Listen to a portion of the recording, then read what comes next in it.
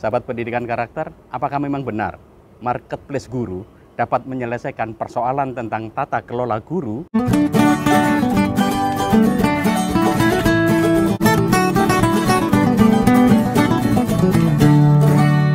Tanya Pak Doni saja. Sahabat pendidikan karakter, ada yang bertanya pada saya, Mas Doni bahas dong tentang marketplace guru.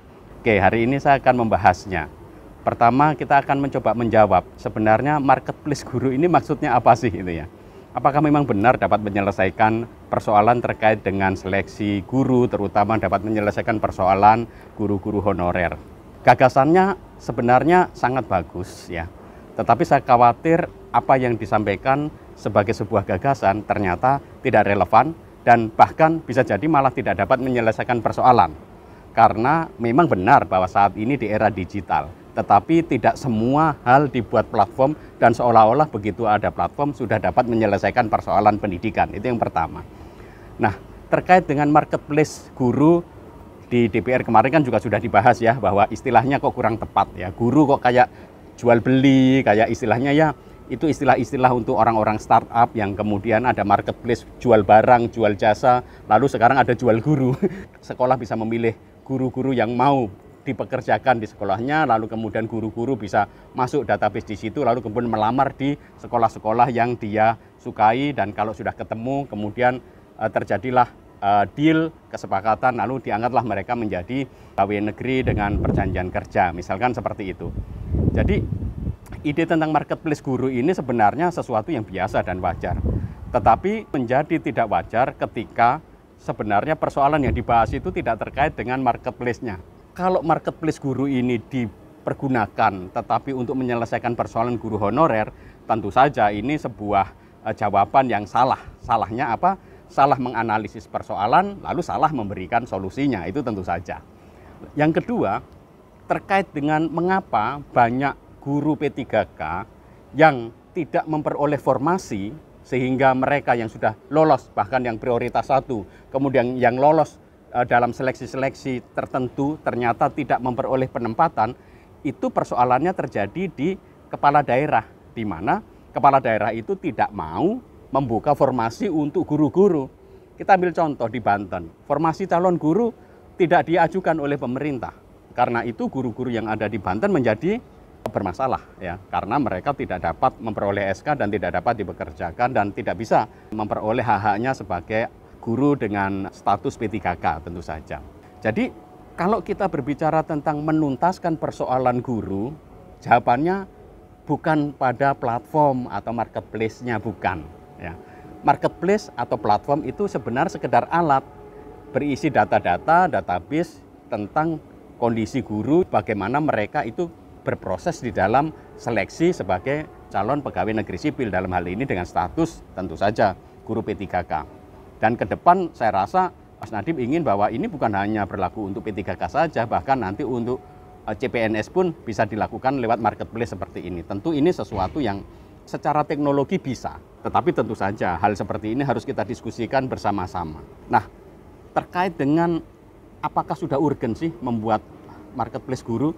Ya menurut saya ini ada urgen dan tidak urgennya itu ya. Karena kalau terkait dengan data-data kan sekarang sudah ada Dapodi Guru, kemudian ada SIM PKB, untuk guru-guru P3K itu ada CASN yang kemudian mereka mengisi data-data, sebenarnya pool data-datanya itu sudah ada. Kalau ada marketplace untuk guru ya sebenarnya hanya memindahkan format datanya saja. Tetapi tidak akan menyelesaikan apakah guru ini akan diangkat atau tidak, bagaimana mengangkatnya, siapa yang membayar, seperti itu. Karena memang Mas Nadiem menjelaskan ini masih ada langkah-langkahnya. Jadi kalau misalkan tahun 2023 pengangkatan itu atau proses seleksinya melalui marketplace, tentu saja ini harus ada banyak proses ya yang memang sudah dijelaskan oleh Mas Nadiem, harus ada perubahan regulasi, penataan, mungkin sistem pembayaran, penggajian itu harus disesuaikan juga perubahan undang-undangnya, mungkin peraturan tentang Permenkeu, lalu kemudian tentang penugasan sebagai pegawai negeri sipil, proses pembayaran, dan lain-lain. Kalau misalkan pembayarannya dilakukan lewat sekolah, melalui mekanisme dana bos, tentu harus ada proses-proses regulasi yang memang harus dijustifikasi, ditata, sehingga ada dasar hukumnya untuk kemudian melaksanakan seperti ini.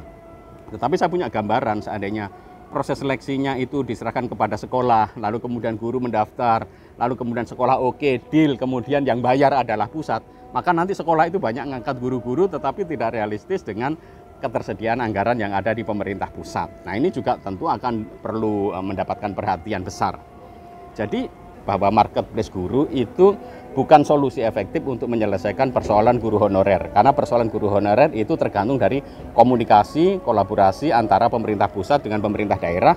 Berarti Kemendikbudristek harus banyak berbicara dengan kepala daerah untuk mengatakan bahwa urgensi itu untuk mengangkat. Karena ini ada di dalam Undang-Undang Otonomi Daerah. Yang mengangkat guru-guru itu kepala daerah, bukan Kemendikbudristek. Tetapi yang bayarin itu adalah nanti dari pemerintah pusat, Kemenkeu dalam hal ini. Maka jangan sampai pemerintah daerah hanya ngangkat-ngangkat seperti eranya guru honorer itu, dia hanya ngangkat-ngangkat saja, tapi tidak bertanggung jawab di dalam pembayarannya. Nah, ini harus disinkronisasi, dikomunikasikan, didialogkan antara Kemendagri, Kemenkeu, Kemendikbudristek, dan kepala daerah itu sendiri. Kalau tidak, ya persoalan guru honorer, persoalan P3K ini tidak akan pernah selesai. Jadi saya berpendapat bahwa platform ini bagus sebagai bentuk baru untuk misalkan semacam Dapodik atau SIM PKB, tetapi untuk menyelesaikan persoalan guru honorer, saya rasa platform atau marketplace guru itu bukan sebuah saran yang tepat, karena persoalannya bukan di sarananya, bukan di pool talentnya, bukan di siapa yang mau daftar di mana, tetapi bagaimana pemerintah itu berkomunikasi dengan pihak-pihak lain sehingga proses seleksi pegawai ASN P3K ini bisa berjalan dengan baik. Jadi sebenarnya solusinya sederhana kok. Turun komunikasi, ngobrol dengan banyak instansi, membereskan. Saya rasa itu yang menjadi persoalan. Sahabat Pendidikan Karakter, Anda menyaksikan program Tanya Pak Doni saja. Tanya Pak Doni saja. Analisis kebijakan pendidikan terkini, kritis, objektif, dan transformatif.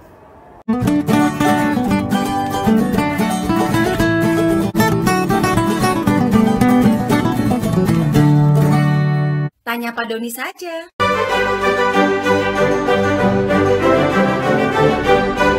Setapak, semua tentang pendidikan karakter.